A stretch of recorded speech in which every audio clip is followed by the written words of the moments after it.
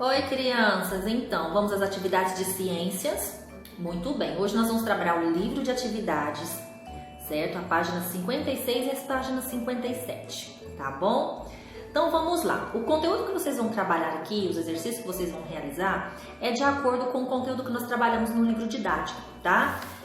O conteúdo que nós trabalhamos aí falando então sobre biomas brasileiros, certo? É da página 10 até a página 16 do livro didático. É o conteúdo que vocês vão pesquisar então para responder as atividades, tá bom? Mas antes então eu vou falar para vocês um pouquinho, né, sobre cada um desses biomas que trabalhamos, para então clarear para vocês aí sobre o que nós falamos então sobre cada característica aí desses biomas, tá bom? Então vamos lá.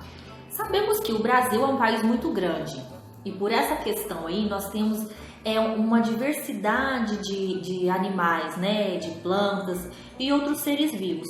E o que acontece? Por ele ser então muito grande também, os ambientes são diferentes, tá? Cada um tem as suas diferenças, as suas particularidades em questão da umidade, né, a questão do clima, em questão da vegetação, em questão também de animais que sobrevivem, né, ou seja, que habitam ali em cada bioma deste, em cada região, tá? Então nós vamos falar aí um pouquinho sobre cada bioma e suas características, tá? Para vocês então responder as atividades, tá certo? Então muito bem.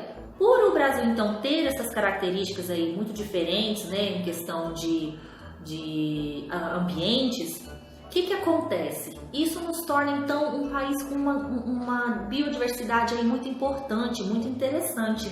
A nível aí de pesquisadores sempre estarem aqui no Brasil fazendo então seus estudos por conta dessa biodiversidade que nós oferecemos aqui no nosso país, tá? Uma das regiões que tem uma grande biodiversidade aí é o primeiro bioma maior que nós temos aí no Brasil, que é o bioma de floresta amazônica, tá? Tanto que ela se localiza na região norte do Brasil, ela ocupa então 9 estados brasileiros, tá? O bioma amazônico aí é o maior bioma que nós temos. Então, a característica desse bioma é a questão de umidade, é uma floresta úmida, né? É uma questão aí onde tem estações de chuva aí muito extensas, né? Um período de chuva aí muito grande em relação ao período de seca, que é menor, tá? A questão da biodiversidade de plantas, animais e outros seres vivos é muito rica, então, nessa biodiversidade, tá certo? E também é uma floresta aí que sofre muito com questões de ameaças, né? Questão aí de tráfico de animais silvestres, a questão das queimadas, a questão também do derrubamento de madeira, né? A questão do desmatamento. Então é um bioma aí que sofre muito nessa questão, tá? E precisa então muito ser preservado por conta da riqueza que nós temos aí de biodiversidade.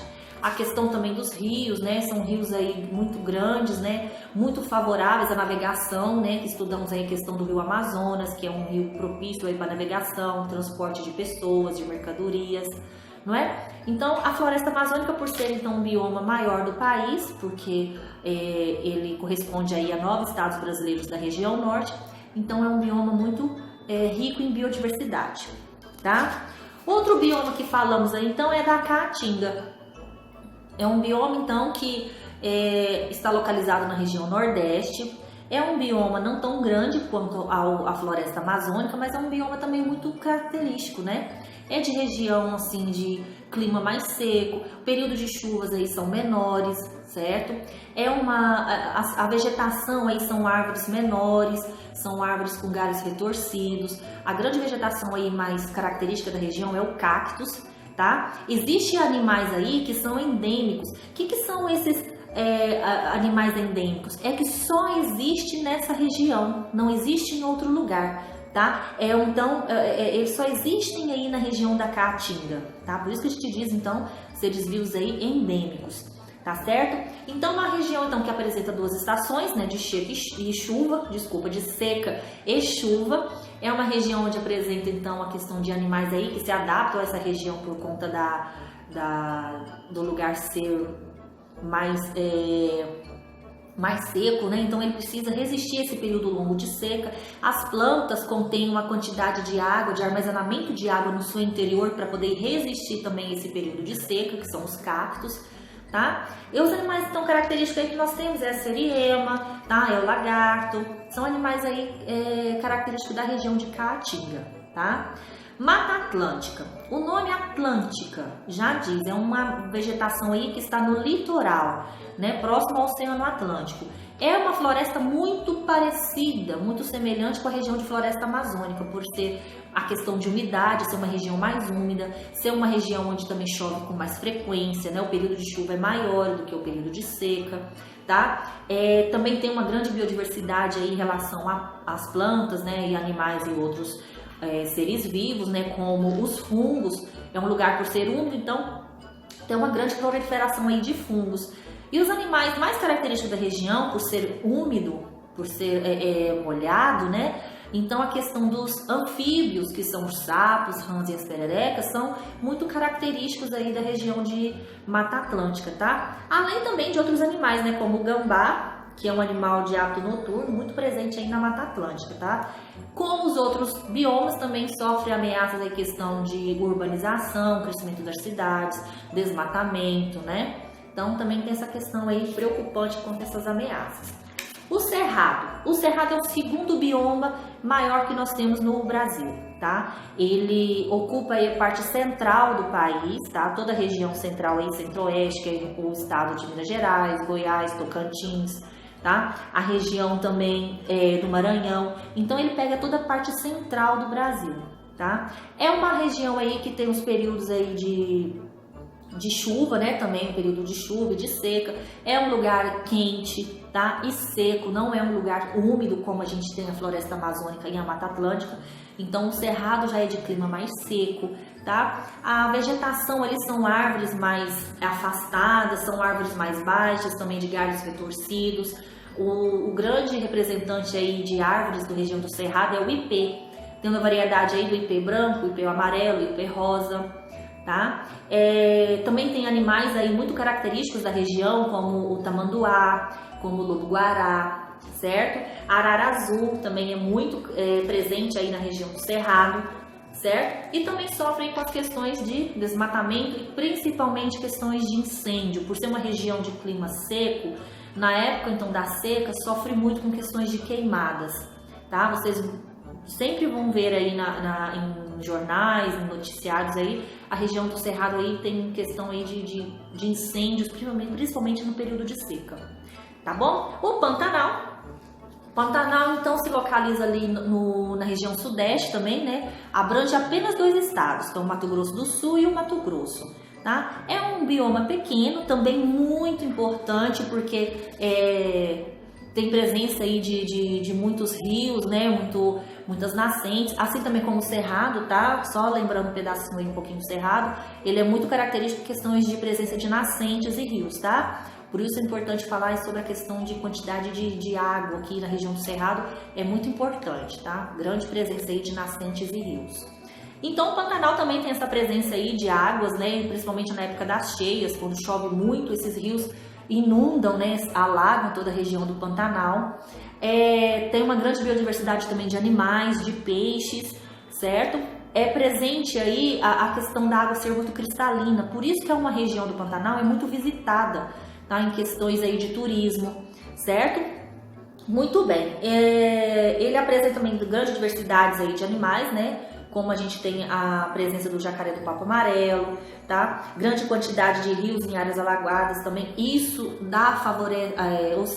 favorece então, a biodiversidade de peixes nessa região do Pantanal, certo?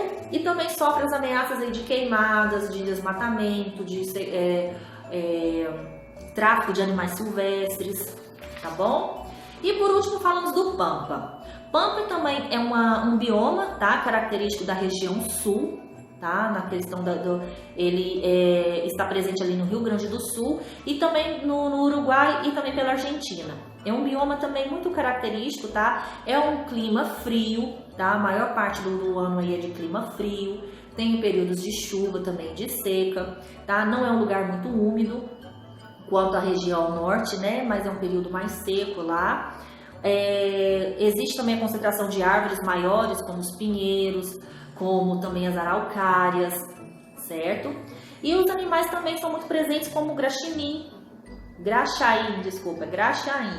e também o veado campeiro, tá? A vegetação é muito rica, então, em pastagens, tá? E realmente o Pampa também sofre muito questão disso aí. O bioma de Pampa, as ameaças são a questão da vegetação, por ser muito favorável, então, a pastagens, então, a criação de gado ali, então, infelizmente, aí atrapalha a questão da preservação do bioma de Pampas, tá? Além também do tráfico de animais e também a questão de desmatamentos. Tá bom? Então falamos aí um pouquinho sobre cada bioma para vocês então conseguirem aí desenvolver as atividades, fazendo a pesquisa também nesse contexto, tá? A atividade é bem tranquila. Vou mostrar para vocês então a questão 4 e a questão 5 da página 56 e 57. A 56 vocês vão ler então o que pede aqui a atividade, vocês vão observar essas figuras que tem aqui, tá? Essas fotos. E vão ler as características de cada região aqui. E qual palavrinha que vai se encaixar então para completar então os textos presentes aqui em cada imagem, tá? É de uma viagem que o Paulo viajou pelo Brasil com o pai dele, então ele registrou essas fotos e tá mostrando as características de cada bioma aqui. E vocês vão pegar essas palavrinhas e completá-las, tá bom? Aqui na atividade letra B vocês vão desembaralhar a palavra e formar um nome então de um bioma aqui, de acordo com as características que diz na atividade. Atividade número 5, vocês vão ler o texto, tá? Que fala então aí sobre os biomas brasileiros. O bioma unicamente seco, ele tá falando de algum bioma aqui, vocês vão ler, perceber qual que é a característica desse bioma.